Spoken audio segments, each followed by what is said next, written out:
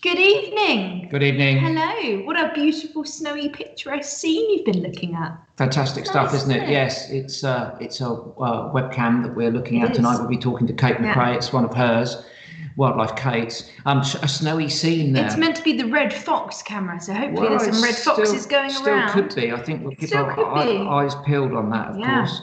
And of course, it's snow time. It's great to look out for footprints in the snow, and it's been snowing all around the country. So when you're out on your daily walk, have a look down. I found some footprints this morning, actually, in the snow. I'm going to show them to you, see if you can identify them. Oh, no, I don't like quizzes like this. Yeah. It's a quiz. Here we are. Okay, hold on. I'm going to show the viewers first. Go on. Okay, let's see if we can do this. I'll hold that up now like that. Let's have a look. Any idea what those are? What do you think? Poodle. Yes, poodle, of course. Poodles, very definitely poodle. Poodles had their first snow today. They did. And they were very excited, running around, biting it, barking, I've never seen it before. Skidding, falling over, chasing one another. A lot of it indoors. Yeah, they like doing that. Yeah, they really enjoy bringing the outside inside. Makes a change from mud. Yes. But you're absolutely right. With all of that snow, if it does persist until tomorrow, people can have that opportunity to look for footprints. Yeah. Hopefully they find more than poodle. Yeah. Oh, find a lot more than poodle. But lots of people saying hello already this evening. So we've got Amanda from Kent, Sean from Leicester, we've got Jim from Rainworth, Anne from Orkney, Paula from Manchester, Elaine from Merseyside, and Maria from Bristol. Hello to everyone watching. Thank you for tuning in to our little SIBC broadcast. I'm just going to show you one other thing as well. Yeah, this is good. This has been sent to me. We can show you this on the phone up here. This was a photograph that was sent to me by Matt Doog. You might remember we've spoken to Matt a couple of times before on SIBC. He's a macro Matt, and you'll find him on social media. And this is a photograph he took today. Look at that, it's exquisite. It's like a palace. It's an ice palace. It is. It's frost on his balcony, on a wooden balcony, extremely magnified. And I urge you to look at Matt's stream on Instagram and Twitter, where he's posted this, because it is exquisitely beautiful. It really is stunning stuff. Matt's taking advantage of the cold weather there. Anyway, what have we got coming up? What are we doing? Well, we've got lots of different things coming up. Here we go. Shall I save them till later? Yeah, save those till later. You know what they are, don't you? Yeah. Oh dear. There we are. Okay. It's the invasion of the lentil It's another crisp. Unprompted plug for Eat Real, 40% less fat, gluten-free, vegan. We haven't been asked to do chips, this, I promise. Chris just loves them. It's the last packet we've got, you'll be glad to know. Yeah, we went through a few of those. I reluctantly put them to one side. Yeah, for now. We'll open them later on. Now, of course, we're not the only ones who have been out and about looking for wildlife. And in fact, there's this amazing clip that we got sent in by Dave Goodwin. This is of goldfinches feeding on some lavender seed in his garden. Have a little look at this. Dave Goodwin, is it running? There we are. Yes. Going. Yes. Oh, what a pic. That's lovely, isn't it? It's stunning, isn't it? Look at that. Lavender's such a good plant. It's beautiful. It smells great. I love it because then dogs go out and they love it and they roll in it and they come inside smelling beautiful, which is very rare because normally it's great for poodle personal hygiene. Yeah. It's also quite good. And the reason that we planted it was because neither deer nor rabbits eat it, which means that it doesn't get nibbled away. But of course, it does produce that surge of nectar, particularly popular with bees and bumblebees, of course. And who'd have thought? Goldfinches in there in the wintertime. Beautiful, aren't they? Munching away. And this was shot through his window. Yeah, shot through a window. Really is wildlife from my window. Yeah, exactly. Of course, if you don't have a garden, just look out your window, because often you will find a lot of activity out there. It's, there's still ways of connecting, no matter what green space you have access to. It's best to make the most of it. And of course, we can't ignore the fact that everybody got a bit of snow. Ours didn't last long. I know ours is pretty much gone already. We got like an inch of sludge. If an inch is generous. Yeah. And I was a bit disappointed because I love snow, but in Southampton we really hardly ever get any.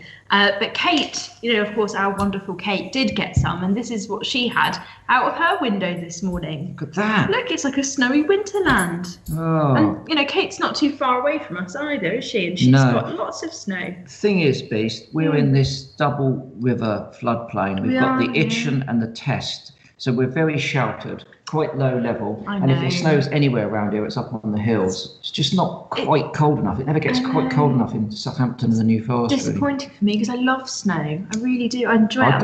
Well, listen, if it got down to -11, I'd been out there blowing bubbles. Yes, we would have been blowing. You know, if you've seen Winter Watch, the first episode, we started the first episode with this gorgeous frozen bubble that you can just do. It has to be lower than -11. I hope loads of people have been out there doing it, actually. I hope they have. Blowing Surely in bubbles. parts of the UK. The bubble just freezes over and it's like a globe. It's stunning. It's fantastic. Anyway, what have we got coming up? We've got Maya Bandwidth coming up because today we're going to be talking. We've got our mugs at the ready. You see, we're a week in advance, but such is our anticipation here.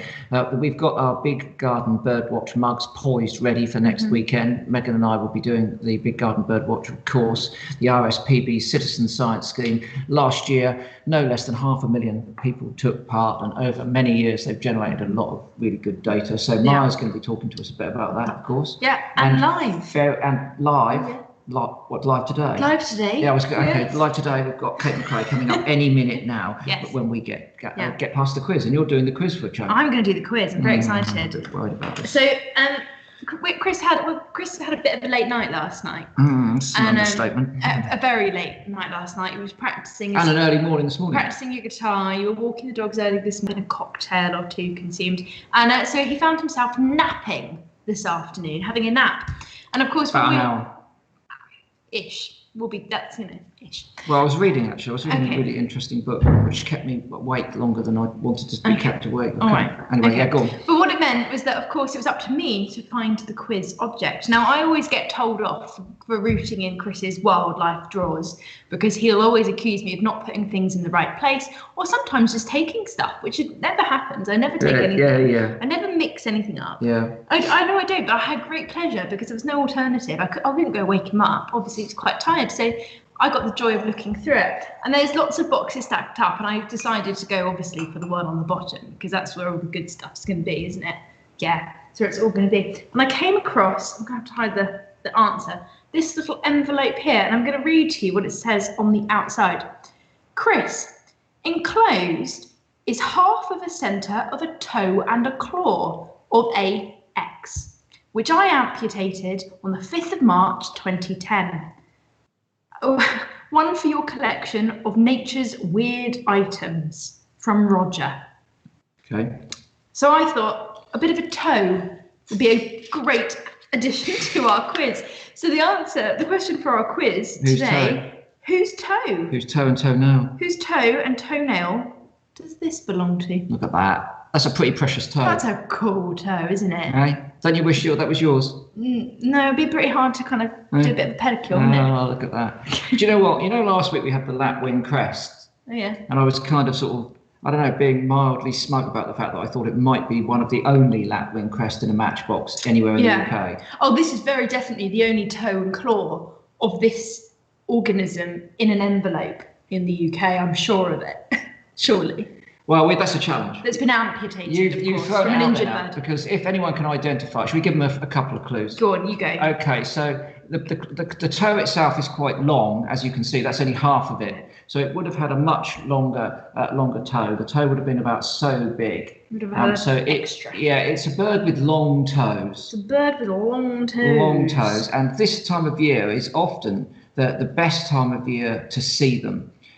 Because they will quite elusive. Yeah, they will walk out onto the ice, and you can get quite good views of them. But that's a toe of some distinction, isn't it? Yes, it is a toe of considerable. Just keep your nose out of my my bottom box. He wasn't happy when he found out I'd gone rooting through his box. I got a message when I sent in the photo to Fabian and said, "This is our quiz." I immediately got a message saying, "You've been rifling through my boxes."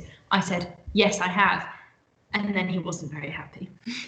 No. It also wasn't very asleep either. But anyway, there we are. Okay, that go was on. Fun. It's time for our guest this week now, Kate MacRae. She'll be known to very many of you. She runs an excellent series of webcams, fantastic website, actually, I have to say. Really informative, interacts with schools. She's got webcams not only in her garden where she started, but all over the UK. So here's a little clip of Kate explaining a little bit about what she does and how she's going to be engaged with next week's Big Garden Birdwatch.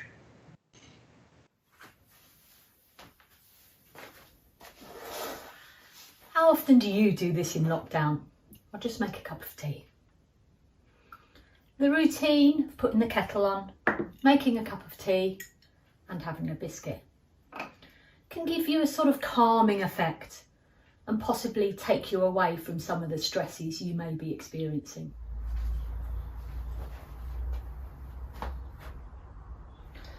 And how often do you do this? Stop, take a little time, look out your window and notice nature. I'm lucky. I live in a fairly rural location and I've got plenty of wildlife right outside my doorstep. But whatever window you've got, I bet you could notice some kind of nature. Just take a little time.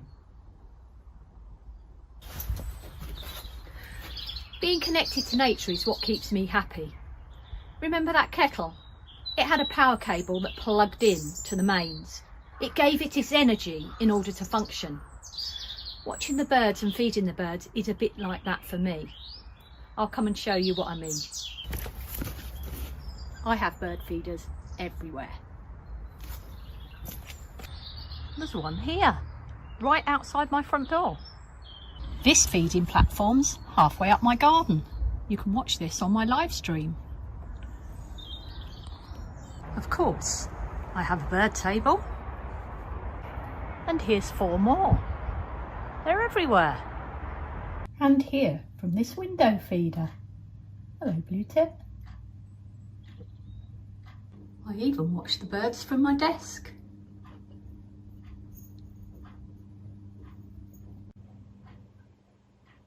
This little blue tit is feeding literally 1 metre away from me. Oh, Robin as well.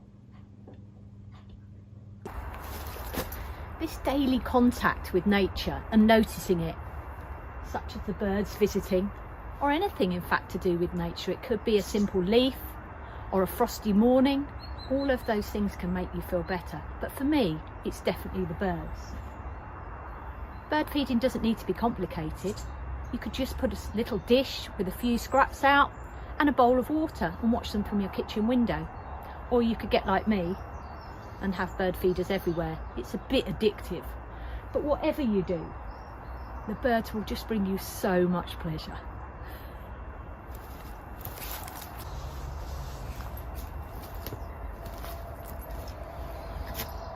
Watching your own birds is obviously best, but you may not be able to do that. In which case, you can watch mine, or in fact, you can watch cameras from all over the world on all sorts of things. These cameras live stream on my website, so at any point you can log on and see what's visiting. And apparently even watching film of wildlife has the same kind of effect. I don't think it's quite as good as seeing it with your own eyes, but it's a close second best. Bird watching is brill. So next time you make a cuppa, why don't you take it outside? Why not cable into that amazing energy and that feel-good factor that watching the birds can give you? I guarantee you'll get hooked. Bye for now. There you go. And what an amazing garden, what an amazing thing to do, to be connecting like that to all the wildlife that's out there. So important. Kate shares everything in her garden with everyone. It's the least private garden. I know. It's the least private garden anywhere in the UK. She opens it up to the internet, but thank goodness for her doing that, because we get an insight into some amazing animals' lives. Yeah, indeed. Anyway, Kate can join us now. Good evening, Kate. Are you there? I am indeed. Good evening. Hello. Right. How are you? I'm very good, thank you. Very snowy, but it's absolutely beautiful out there today. You've had a lot of snow, have you? Yeah, we've had loads. Probably coming on 30 centimetres today. Oh my goodness. Like a lot of snow today. So my feeders have been mega busy, and I'm really hoping my foxes make an appearance, although the food I've put out seems to be rapidly disappearing because it's snowing still. Oh, I see. Wow. Well, they'll sniff through the snow and even pounce. Yeah, you might get some pouncing action. To the northeast. Digging to uncover the food I've put out for them. Well, we'll keep an eye on that feeder throughout, and if they appear, Fabian will give us a shout and we'll cut to it. But I've got it on my phone as well, so I can keep an eye on. Great. All right. So, Kate, I mean, obviously, you and I met. It's probably quite a long time ago now, isn't it? Really, when you were first starting out with your very first web cameras, but you know, it's taken over now. I think it was about 2012 I first came on Springwatch with Michaela and my little mammal box. That's it. Yeah, things have sort of taken off somewhat since then. What got you started in the first place? What, you know, I know you got that mammal box, and you told us about that at the time, and you were just keen to see what you had and then share it with everyone else. Yeah. I mean, I've always been keen, and I've obviously always watched, but the technology side I love. I absolutely love technology. So I started with a blog because I've always been a diary writer, and people were I was amazed how many people were interested. And then I got a Nest Box camera kit about, I don't know, probably coming on about 13 years ago now, and just watched it on a TV and then wanted to record it. And then technology moved on and I started plugging them in, and then realized I could live stream, and it's just, wow, it's taken over my life, as you can see. How many people are watching? Because now you've got cameras not just in your snowy garden, but you've got cameras that you've helped put up all over the world, over the UK and even some overseas. Yeah, that's right. So I've got a lot here. I've also got a lot at a site I manage in Malvern, and they've just had high-speed broadband put in, so there'll be even more hopefully this year.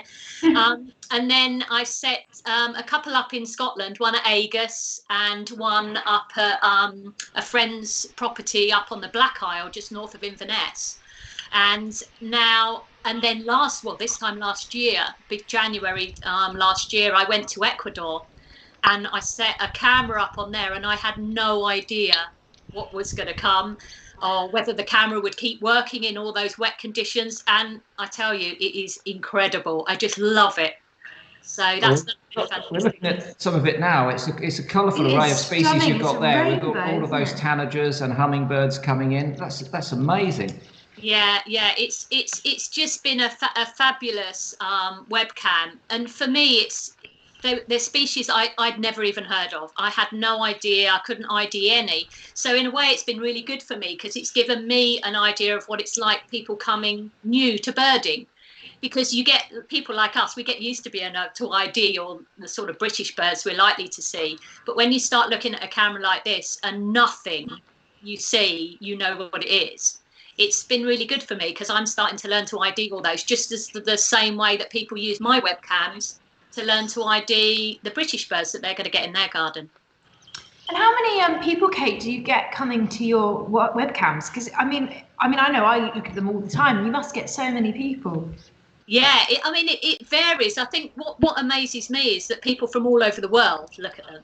So I get emails from Australia and all over the States, Japan. I've had people email me from all sorts of places saying how much they really enjoy, logging on. And especially at this time when people are locked down, or they maybe haven't got their own garden, or they just want that little bit of connection with natural history and wildlife. It's a really nice way, especially if you're logging onto a camera here in the UK and you're seeing species that you might see in your own garden or out when you're out on your local walk or whatever. So I really think it's an important way to engage and learn about our great British wildlife.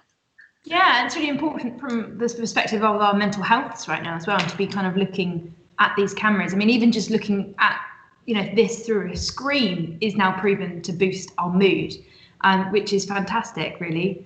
Yeah, exactly. And I mean, our cameras everywhere, and they all come and wire back into my office. So when I'm sitting at my office, I can see them all the time. And if I'm not at my office, I can log on my phone. So I'm probably more connected to my garden wildlife than most people, just because I can watch it 24/7 and I know exactly what's going on all the time. Nothing can escape me, like Chris said. It's probably there's no way anybody's going to sneak in there and me not know it.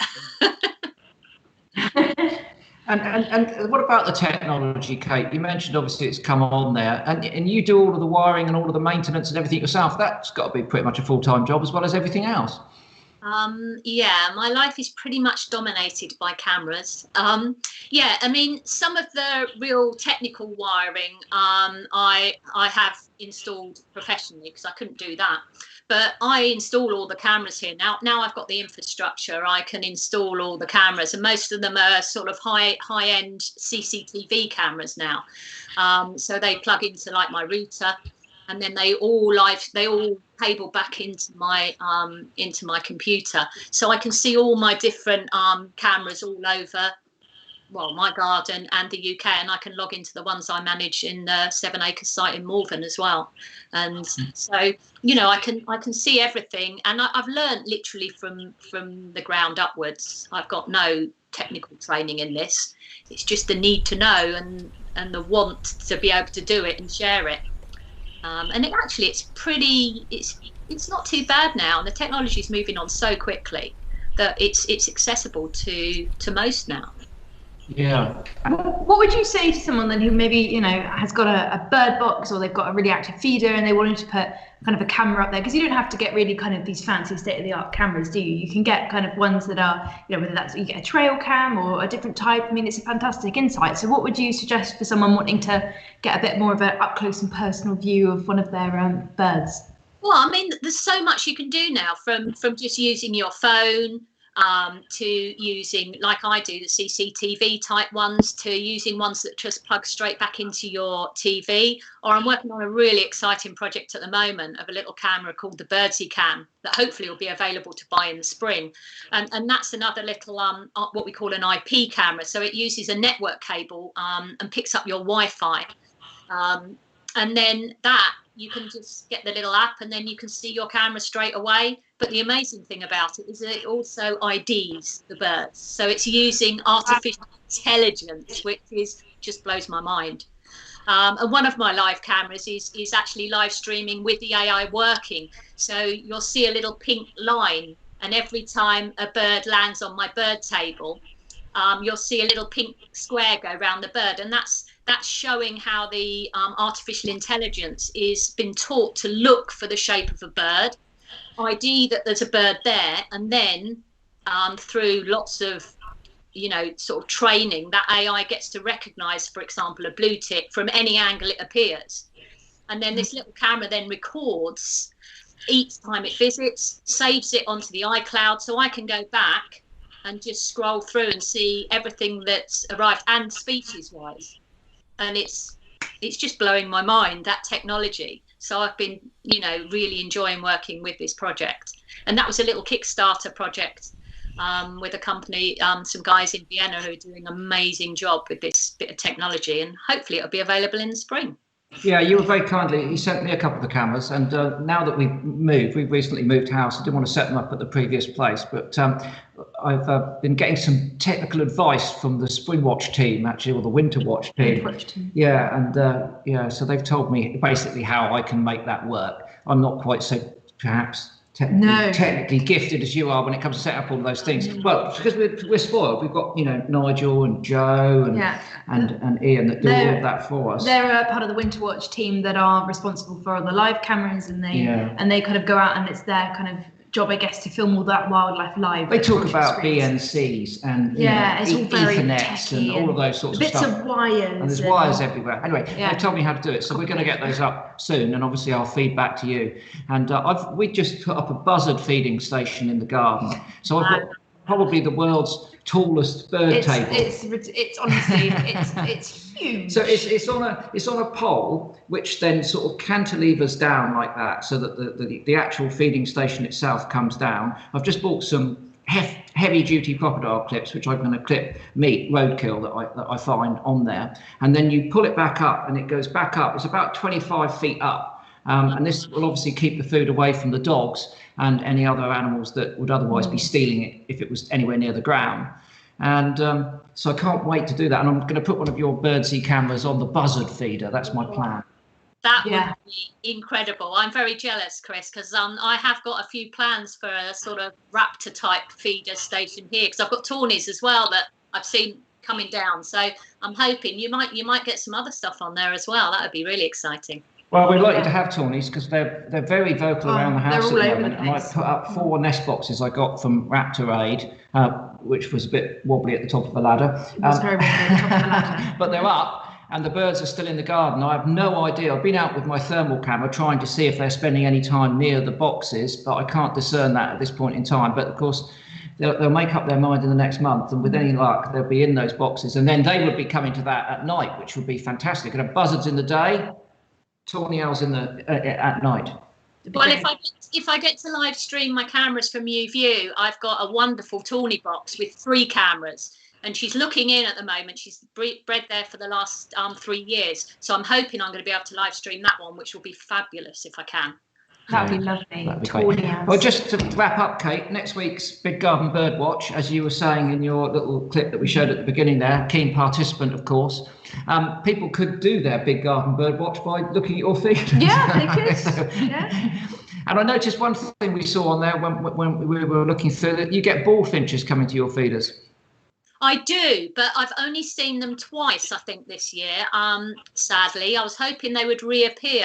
But there's the platform that I help with up in Scotland at Hillock Head is, oh my God, amazing. So that's another one to look at. I think there were 10 species on that platform the other day in the snow, and probably about 30 birds on there. But it's quite a remote location, and Tim's one of the only people who really feeds with any vigour up there. So the birds are literally, I think the whole of the Black Isle is literally coming to his platform, and that feeder and a couple of mine will be going out live as part of the RSPB Big Garden Bird Watch next week. Fantastic stuff. Amazing. Okay, Kate, thanks ever so much for joining us and telling us about your work. Obviously, do check out Kate's website and all of her social media feeds. Website is www.wildlifekate.co.uk, so make sure you go and check out all those feeds. There's plenty going on there. Activities for home learners as well on there. Loads of activities for people to learn how to ID birds, and activities you could do at home with your kids, or if you haven't got any kids, you can still do them. Yeah, and all of your support you do for schools and everything else. It's a great website with plenty to see and do. So do take a look at that. Kate, thanks ever so much. I'll let you know how I get on with that little camera. Obviously, if it starts reducing, you can always stream it from me. You can have, I'll keep putting up roadkill if I can find it.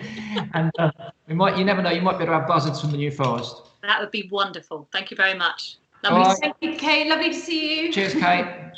Bye. Top stuff. Oh, I love that. Yeah. I love looking at all of her feeds. It's some amazing wildlife that comes up. It's really brilliant. Mind you, though, if I was a wood mouse, a bank vole, or a blue tit, Kate's Gardens would be probably top of the choice, wouldn't it? Yeah, it's good. You would want to go there. She does the most amazing little areas, doesn't she, for them that she creates? And it's brilliant. But also, the other thing I've just thought, I was moaning today about the vast quantity of bird food that we're putting out, because they empty the feeders in 2 days. We've got 2 of these massive feeders, and in 2 days, the goldfinches are just tearing through that. Yeah, well, we're feeding the entirety of the New Forest. She's feeding everyone on the Black Isle, and I think we're feeding the New Forest. We are. Yeah. So many goldfinches in there, and all the tits and stuff tearing through that food. But then I just sort of thought, that would be nothing compared to Kate's. No, oh gosh, you must get through so many sunflower all the mammals and everything else. Peanuts. Goodness me. Okay.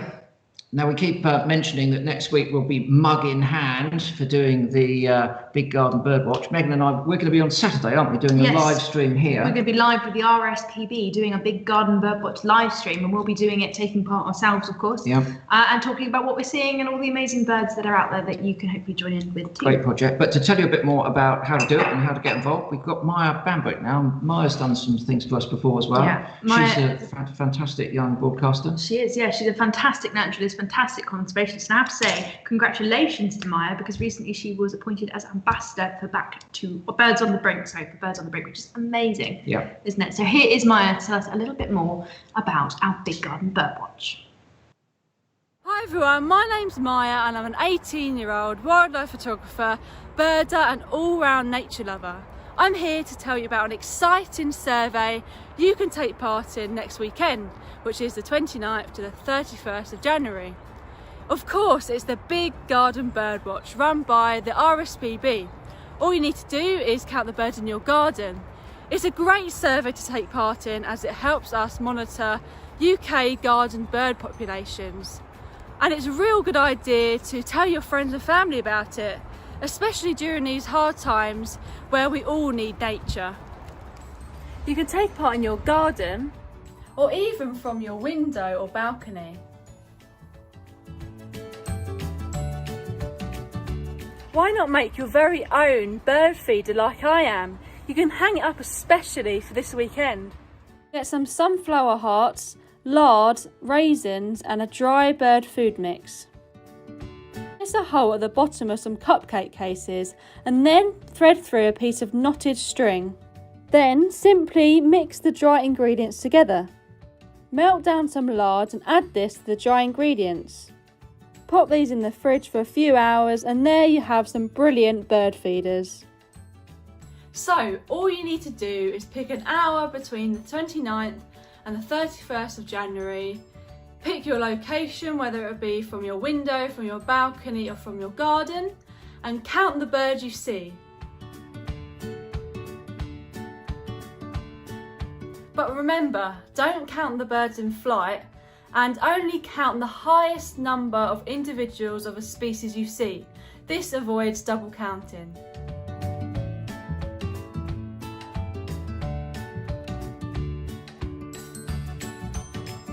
And lastly, you need to submit your results into the RSPB via their website or by post using a form.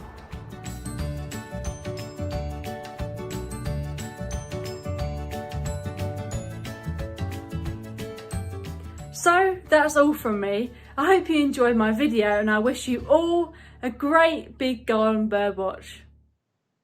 Thank you very much, Maya. Thank you, Maya. It sounds great, doesn't it? Yeah, that's right. We'll be binos poised next weekend. We'll tell you binos the ready in a minute just how you can engage with all of that and what's going to be going on next Saturday. All good stuff. Right, come on then. Now, I know you've all been on the edge of your chairs waiting for the big reveal of whose toe is this. Right. I've never asked that before. You know, it's a question I never thought I'd say is guess the toe. That long claw there. Look at that long claw. Right, shall I tell you that Tim said it was a velociraptor? Yes. But Darren, Danny, Jason, Jeff, Penny, Linzo Bay, Wildlife, Rufus, Paula, Kate, Simon, Little Al, Poppy, Emily, Debbie, Val and Denise got it right. Looks like an eyebrow. There we go. Look at that. It's an amazing thing, isn't it? Yeah. It, of course, is the toe of the bittern. It's a bitten's toe! It's a bitten's toe! Oh, come on! Of course it is. Come on! Yeah, look at that. Hey, do you know what? There are blokes out there, right? And they've got Ferraris. Where's this going? They've got Ferraris in their garage. Right. You know, there are people out there, they've got like 200-acre estates with a 20-bedroom home. Yeah. You know, there are a lot of people that might have material wealth, but I don't care. But you... Because I sleep in a house where in the bed, in the room next door, in the office. In the bed next to me. in the room next door, I've got a bitten's toe in a small blue envelope. Forget about all of that. You've got a bitten's toe in an envelope in an old dark box. Look at it. Come on. It is pretty cool. Hey, come on. I never thought I'd get to handle a bitten's toe. I didn't know you had this. Just probably give me the toenail. Give me the toenail. Give me the toenail. Right. Look at that. A bitten's toe. Cool. Honestly, you couldn't make it up, could you? I so love that. Yes, amputated by Roger. Yeah, that's I wonder what happened to the bittern. Obviously, the bittern was okay. It limped. It might have been. It limped for the rest of its life. I'm sure it was injured, wasn't it? And they had to do a surgery to remove the toe to make it better. What about that? Sure. Absolutely sensational. Yes. The toe of a bittern. The toe. Don't ever go in my boxes ever again.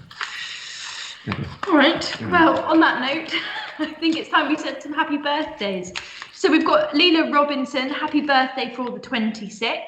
And we've got Carolyn Sarah, whose birthday is on the 28th of January. Very happy birthday to you, Carolyn. Are you sniffing that toe? I've just realised that the bitten's toe has a very characteristic odour.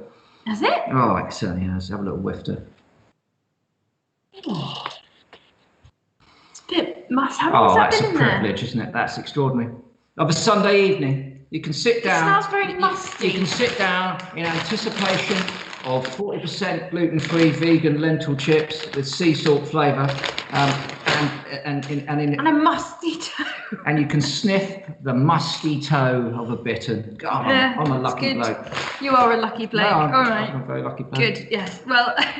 Gail the Fraggle is also on Twitter. Fraggle. Sorry. Gail the Fraggle is also on Twitter, and she wants to wish her son Matt a very happy 14th birthday for February the 29th of January. So very happy birthday to you, Matt. I hope you have a fantastic 14th birthday. And of course, with some birthdays that are happening today. So we've got John Harrison wrote in to tell us that his mum, Suzanne Harrison, is 65 on the 24th of January. She loves the show and has watched every broadcast. Thank you so much. That's very kind. Thank you so much. Happy birthday, Susan. We'd also like to wish a very happy birthday for the 24th of January to Sharon Cotties, who also really enjoys our SIBC broadcast. Thank you so very much. Happy birthday to all of you. Okay. We are just going to repeat our request that you subscribe. It doesn't cost anything. I think subscribe, as we said last week, is a YouTube terminology, which implies that you might have to pay. You don't have to pay at all. It just means that going forward, it will be easier for us to communicate with you about our broadcast and what we're going to be doing. And when we get free of the shackles of Winter Watch and have some time, we too, actually, rather like Wildlife Kate, are going to be investigating some new technology which might give us enormous capacity to change what we do in terms of our little broadcast. Yeah. So we're going to be investigating that as soon as we get some time. Yeah.